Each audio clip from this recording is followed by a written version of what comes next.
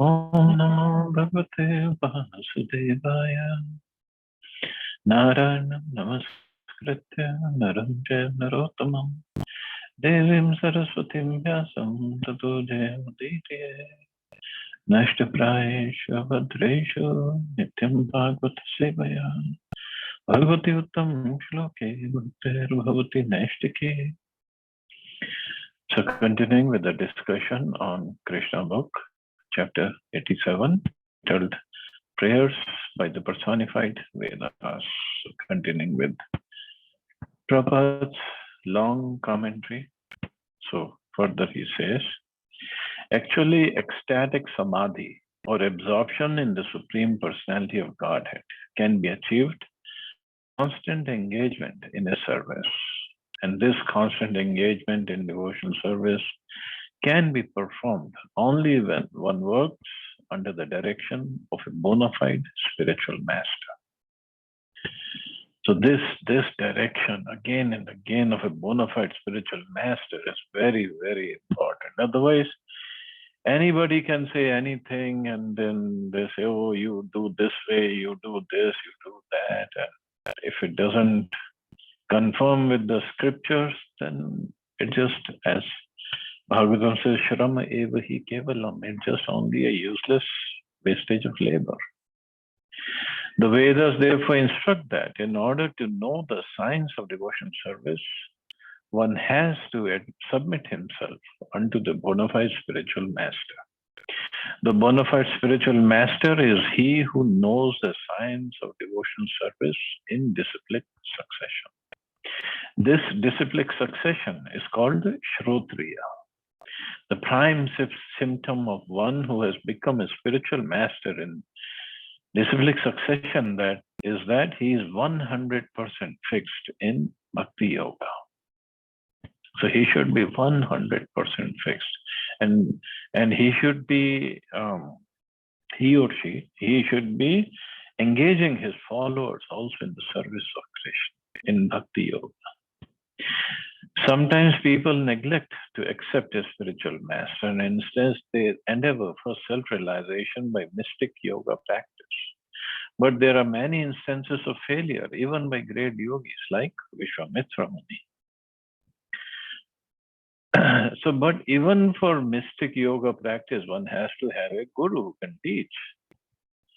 So on their own, one cannot make progress in Hatha yoga either.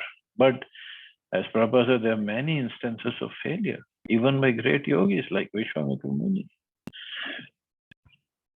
Arjun said in the Bhagavad Gita that controlling the mind is as impractical as stopping the blowing of a hurricane.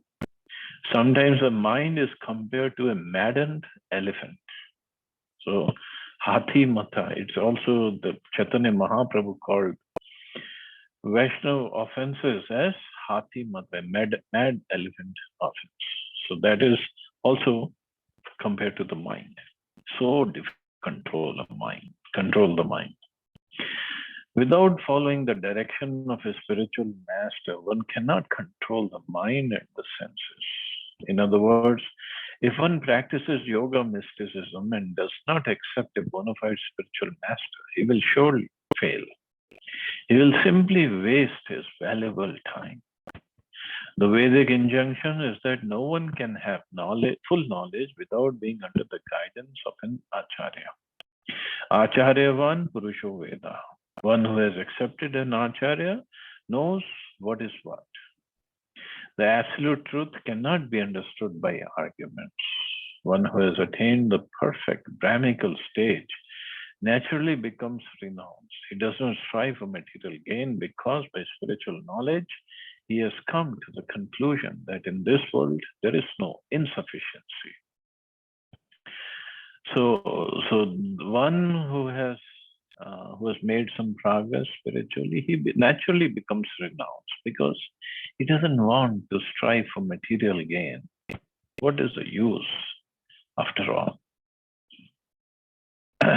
And here Prabhupada said, by studying by the spiritual knowledge, he comes to the conclusion that in this world there is no insufficiency. Everything is sufficiently provided by the Supreme Personality of Godhead. A real Brahman, therefore, does not endeavor for material perfection. In fact, nobody can have material perfection either. Anyway, the desires, the greed will always keep us working harder and harder and harder and harder to achieve more and more and more. Rather, he approaches a bona fide spiritual master to accept orders from him. A spiritual master's qualification is that he is Brahmanishtha. He is fixed up, which means that he has given up all other activities and has dedicated his life to working only for the Supreme Personality of Godhead, Krishna. When a bona fide student approaches a bona fide spiritual master, he submissively prays to the spiritual master. My dear Lord, kindly accept me as your student and train me in such a way that I'll be able to give up all other processes of self-realization and simply engage in Krishna consciousness or devotional service. So that should be the ardent desire of a bona fide student. Prabhupada again uses this word bona fide. Student, bona fide spiritual master means the authentic, the real thing, not just fake student and fake spiritual master. Most of the time, people, they approach a bona fide spiritual master to somehow alleviate the material sufferings or to get some material power, position, wealth. Once Prabhupada was traveling in the train in India with his disciples, and in the same bogie, there were some business people, either Sindhi or Marwadi. And so they approached Swamiji, they came and sat with Prabhupada, and they said, Swamiji, please bless us. So businessmen, they're always after money. So their idea was, you will bless us and we'll make more money in our business. And Prabhupada said, my blessing will become just like my disciples, shaved head and renounced everything. And they said, no, this is not the kind of blessing we want. So this is what is going on all over the world. People want these kind of blessings. So I can make more money, or my hospital bill gets reduced, so I can become healthy, and whatever disease I'm suffering from, it goes away. But this is not the real thing. Because even if a spiritual master or a guru or a sadhu gives these kinds of blessings, what it will do ultimately, it will increase our stay or prolong our stay in the material world in different species of lives. This does not take away the desire to enjoy materially and does not induce spiritual desires in our heart. For those spiritual desires to grow, that I want to make progress spiritually, one has to work hard. A bona fide spiritual master can give instructions how to make progress, but he's not going to make progress on our behalf. So that sadhana, bhakti, that we have to perform. We have to cleanse our hearts of all those anarthas, of all the spiritual, all the material desires. And many times what happens, even if a student is sincere, little sincere, and he or she is not making as much progress as he should be, then they approach the spiritual master. Oh, Guruji, you're not giving your full mercy to me, so that's because of that I'm not making progress. So something is wrong with the Guruji, nothing is wrong with the disciple. Disciple is all surrendered. He says, somehow your mercy, kripa ruki hui hai. Spiritual master like Prabhupada, he can give instructions, he can give association, he can do everything to make us progress.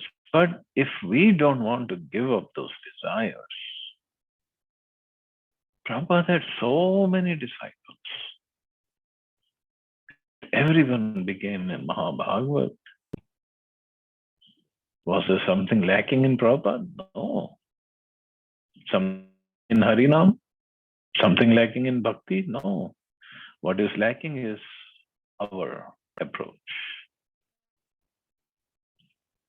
So we have to, it's just like when we have a mobile phone. So the mobile phone company is sending the signal to the tower, and from the tower signal comes to our mobile phone, and we catch, and when we access, we talk, or we access the internet, or whatever we do. So if something is, we are not getting the signal properly, is something wrong with the mobile phone company? Chances are not. Something wrong with the tower? Again, the chances are there's something wrong with our mobile. Either we are in a location where we don't get the signal, or something wrong with our phone. So same thing here. If we don't make progress, or if we are not making progress, or if we think we are not making progress, something is lacking in us, not in Prabhupada, not in the instructions he gave, and not in Harinam, not in the process. Nothing wrong with that. The devotee engaged by the direction of the spiritual master in the transcendental loving surface of the Lord contemplates follows. My dear Lord, you're the reservoir of pleasure. Since you are present, what's the use of the transient pleasure derived from society, friendship, and love, or so-called love? Persons unaware of the supreme reservoir of pleasure falsely engage in deriving pleasure from sense gratification. But this is transient and illusory. So falsely engage in deriving pleasure from sense gratification. And this is transient and illusory at the same time. Not real pleasure is there. In this connection, Vidyapati, a great Vaishnava poet and devotee and poet, says, my dear Lord, undoubtedly there is some pleasure in the midst of society, friendship, and love. Although it is materially conceived, but such pleasure cannot satisfy my heart, which is like a desert. In a desert, there is need of an ocean of water. But if only a drop of water is poured on the desert, what's the value of such water? It will just evaporate right away. Similarly, our material hearts are full of multi desires, which cannot be fulfilled by materialistic society, friendship, and love.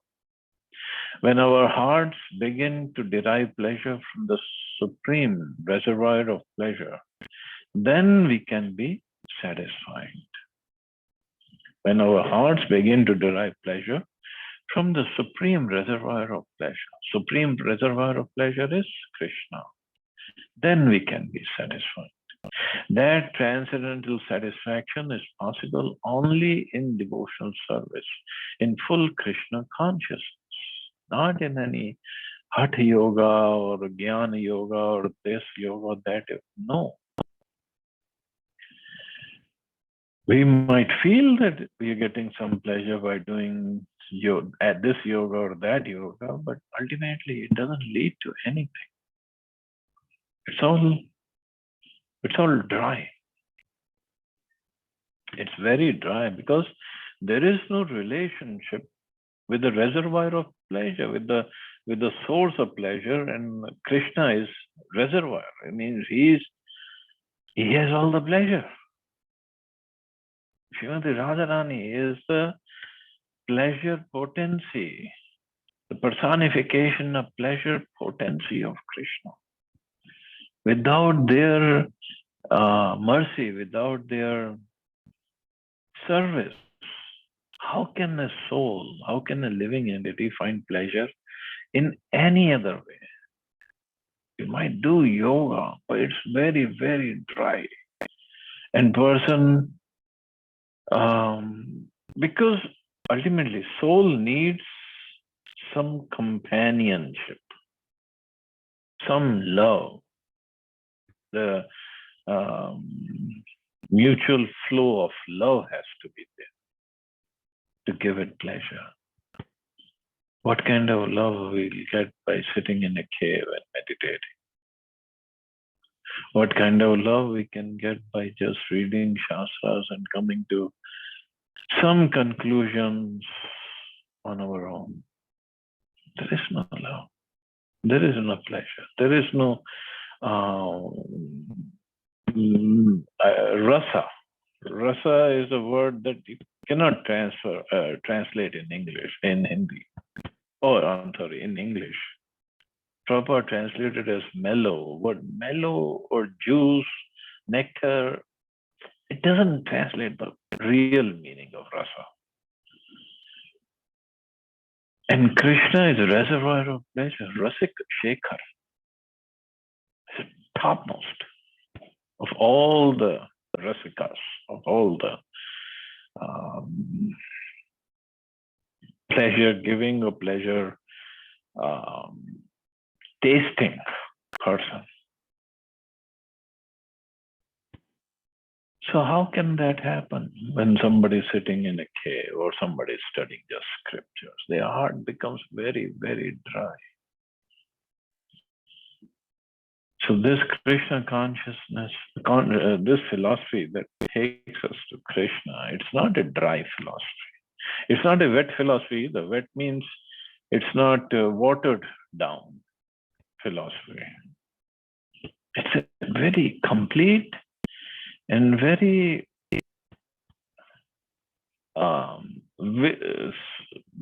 philosophy full of nectar.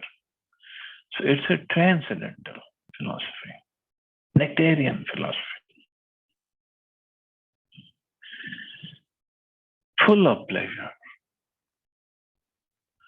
The personified Vedas continued. Dear Lord, dear Satchidananda Vigraha, the ever blissful form of knowledge. And because the living entities are parts and parcels of your personality, their natural state of existence is to be fully conscious of you.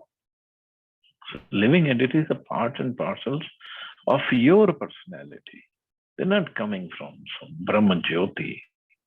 So their natural state of existence is to be fully conscious of you.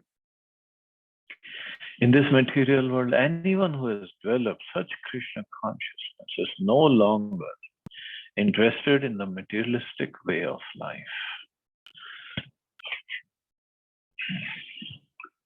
Not just no longer interested, they just want to run away from it as soon as they get a chance. Look at Bharat Maharaj, Yudhishthira Maharaj, all the Pandavas. Who else? Prithu Maharaj, Maharaj Rishabdev. They all left everything. 6 Goswamis, Chaitanya Mahaprabhu. He ran away from his house. A Krishna conscious being becomes uninterested in family life, where there is some concession for sense enjoyment. In other words, he is no longer interested in sense gratification.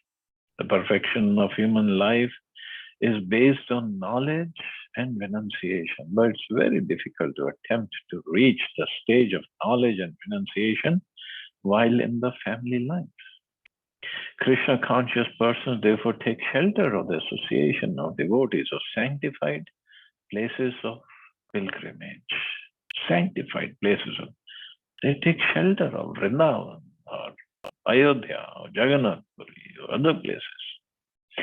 Such persons are aware of the relationship between the supersoul and the individual living entities, and they are never in the bodily concept of life.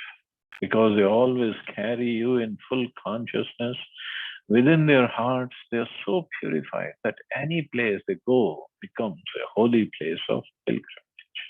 And the water which washes their feet is able to deliver many sinful persons loitering within this material. And this is what Prabhupada did. And once he went to Kumbh Mela. It was in 1977 in Prayag. So ISKCON had in Prayag, when we go, there's a huge, lots of spaces there. So the administration, they allow every society and every ashram to set up their own tent and give them some space. And they can have their own programs and people can come and take bath in the Sangam. So ISKCON had a huge camp over there. And Prabhupada was there. So many disciples were there. And in the middle of Kumbh Mela, it is very cold over there at that time, especially at the banks of Ganges and Yamuna. And it's only sand at the shore. And it's a month of January, February. It's very, very cold at night. So Prabhupada was there, and Prabhupada was translating books, giving lectures, meeting people, meeting devotees, and translating books at night. He didn't even go from his camp to take bath in the Sangam. So there was an old known person, acquaintance of Prabhupada, when Prabhupada used to live in Allahabad. So he came to see Prabhupada, and he sat down at the lotus feet of Prabhupada, and he brought one bucket of water and took out some water, put a plate under Prabhupada's lotus feet, and he started washing Prabhupada's lotus feet. And Prabhupada allowed him. Normally, Prabhupada wouldn't allow everybody, but he was known to Prabhupada, so Prabhupada allowed him. And Prabhupada was watching what he's doing. All the devotees were there, some devotees, and they were watching. They were astonished. How come Prabhupada is allowing him? And he washed Prabhupada's feet, collected water in a plate, and put that water back in that bucket. And he had some Charnamrit, sprinkled some drops of water on his head. And he said, Swamiji, I know you're not going to go and take bath in the sun. I mean, you don't need to. You don't need to. But I'm going to go and pour this water in Sangam, by which the Sangam will get purified because your feet has been washed with this water, and then it can purify everybody who's coming here to take bath. And Prabhupada just laughed and allowed him to do it. How many of us can do that? No, but Prabhupada knew who he is, and he allowed him. And this is what he says. The water which washes their feet is able to deliver any sinful persons loitering within this material world. In fact, Prabhupada, when he was still here, this planet, his murti, his vigraha was made, and it was placed in every temple.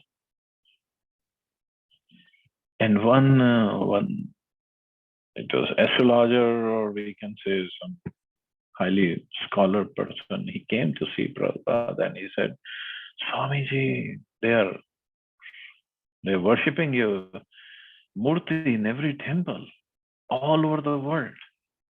You know what this means? Prabhupada said, oh, what do you think? What do you mean? He said, this means you are taking their sinful reactions by letting them worship your deity form. When we worship Krishna, Krishna can take anybody's sinful reaction. No big deal for Krishna.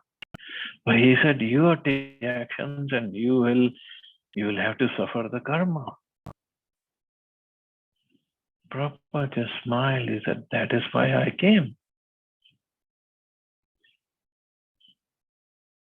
This is the mercy of Prabhupada. So all we have to do is just try to follow his instructions. And he is there to deliver us. He is there to purify us. His instructions are there. His deity form is there. So everything is there for our spiritual progress. Only thing is we have to take it seriously. I guess I'll stop here. See anybody has any questions or comments.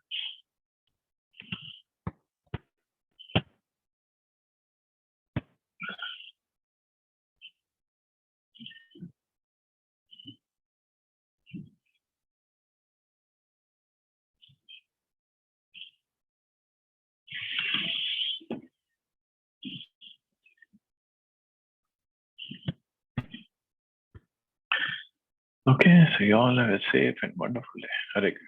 Jai Shri Ram. Hare Krishna. Hare Krishna. Jai Shri